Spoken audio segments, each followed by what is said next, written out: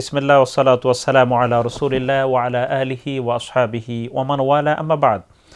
প্রিয় দর্শক শ্রোতা, দেশ বা প্রবাস যেখান থেকেই আমাদেরকে দেখছেন, পবিত্র মাহে রমাদান উপলক্ষে প্যান ভিশন টিভি কর্তৃক প্রচারিত সিয়ামের আলো অনুষ্ঠানে আপনাদের সকলকে মোবারকবাদ জানাচ্ছি, ধন্যবাদ জানাচ্ছি। আজকে আমরা আপনাদের খেদমতে উপস্থাপন করব পবিত্র রমাদানে কোরআন শিক্ষার গুরুত্ব বা কোরআন শিক্ষার কি ফজিলত রয়েছে। দেখুন, আল্লাহ রাব্বুল আলামিন কোরআনুল কারীম এটি হচ্ছে এই পৃথিবীর একমাত্র অবিকৃত এবং হচ্ছে সবচেয়ে নির্ভুল গ্রন্থ। এটি নাজিল করেছেন পবিত্র রমজান মাসে। আল্লাহ রাব্বুল আলামিন কোরআনুল কারীমের মধ্যে ইরশাদ করেছেন, শাহরু রমাদান আল্লাযী উনসিলা ফীহিল কুরআন হুদাল লিন্নাস ওয়া বায়্যিনাতিম মিনাল হুদা ওয়াল ফুরকান। আল্লাহ রাব্বুল আলামিন বললেন, পবিত্র মাহে রমাদান যেখানে নাজিল করা হয়েছে পবিত্র কোরআন মানুষের হেদায়েতের জন্য এবং হেদায়েতের প্রমাণস্বরূপ এবং সত্য মিথ্যার পার্থক্যকারী রূপে। দেখুন, এখানে আল্লাহ রাব্বুল আলামিন পবিত্র কোরআনুল কারীম রমজান মাসে নাজিল করেছেন, পবিত্র মাহে রমাদানে নাজিল করেছেন, এই বিষয়টি তিনি কোরআনুল কারীমে উল্লেখ করেছেন। এখানে একটি মজার ব্যাপার হলো যে যেহেতু আল্লাহ রাব্বুল আলামিন পবিত্র রমাদানে কোরআন নাজিল করেছেন, বোঝা যাচ্ছে রমাদানের সাথে কোরআনুল কারীমের সাথে একটি গভীর সম্পর্ক রয়েছে।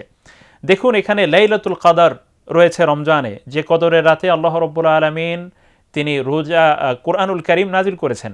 এবং মজার ব্যাপার হচ্ছে এই যে কোরআনুল কারীম আল্লাহ তাআলা যার সাথেই সম্পর্কিত করেছেন তাকেই কিন্তু আল্লাহ তাআলা তার সম্মানকে বৃদ্ধি করে দিয়েছেন। দেখুন, আল্লাহ রাব্বুল আলামিন তিনি জিবরিল আমিন আলাইহিস সালাম তথা ফেরেশতাদের মধ্যে সবচেয়ে যিনি বড় তথা প্রসিদ্ধ বা নেতা, তিনি হচ্ছেন জিবরিল আমিন তথা রূহুল কুদুস। তার মাধ্যমে আল্লাহ তাআলা কোরআন নাজিল করবার কারণে আল্লাহ তাআলা তাকে ফেরেশতাদের মধ্যে সেরা ঘোষণা করেছেন। রমজান মাসে কোরআনুল কারীম নাজিল হওয়ার কারণে রমজান মাস হয়েছে সমস্ত মাসের মধ্যে সেরা, বা তিনি রমজান মাসকে সব মাসের সেরা মাস বলা হয়েছে।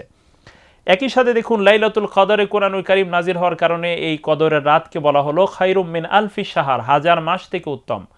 এই কোরআনুল কারীম রাসূলুল্লাহ সাল্লাল্লাহু আলাইহি ওয়াসাল্লামের উপর নাজিল হলো, সেজন্য রাসূল সাল্লাল্লাহু আলাইহি ওয়াসাল্লাম হয়ে গেলেন সমস্ত নবীদের নেতা।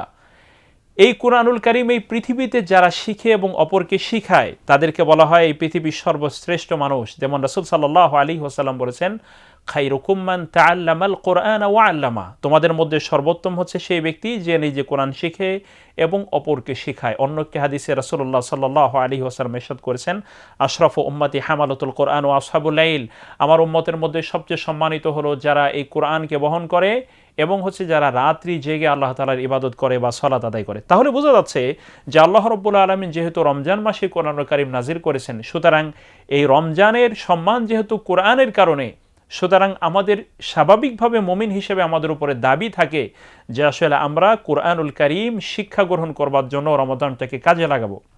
আমরা নানান কাজে ব্যস্ত থাকি সারা বছর, অন্যান্য সময় আমাদের পেশাগত কারণে বা নানান বাস্তবতায় আমরা পবিত্র কোরআনুল কারীম শেখার সুযোগ হয় না, কিন্তু রমজানটাকে আমাদের গুরুত্বের সাথে কাজে লাগানো দরকার যেন আমরা রমজানে এই কোরআনুল কারীম শিক্ষা গ্রহণ করতে পারি। সেটি শিশু থেকে শুরু করে একবারে বৃদ্ধ পর্যন্ত প্রত্যেক ব্যক্তির উপরেই কিন্তু রয়েছে, প্রত্যেক ব্যক্তির উপরে বিধান রয়েছে যে কোরআনুল কারীম তাদেরকে শিখতে হবে। এক্ষেত্রে একটি ভুল ধারণা রয়েছে, যারা বার্ধক্যে পৌঁছেন তারা অনেকে বলেন যে আসলে এখন আমি বার্ধক্যে পৌঁছে গিয়েছি, বড় হয়ে গিয়েছি, এখন আমার উপরে আর কোরআনের শিখার দায়িত্ব নেই। কিন্তু নয়, বরং আমরা মৃত্যু পর্যন্ত কোরআনের ছাত্র হয়ে থাকতে চাই।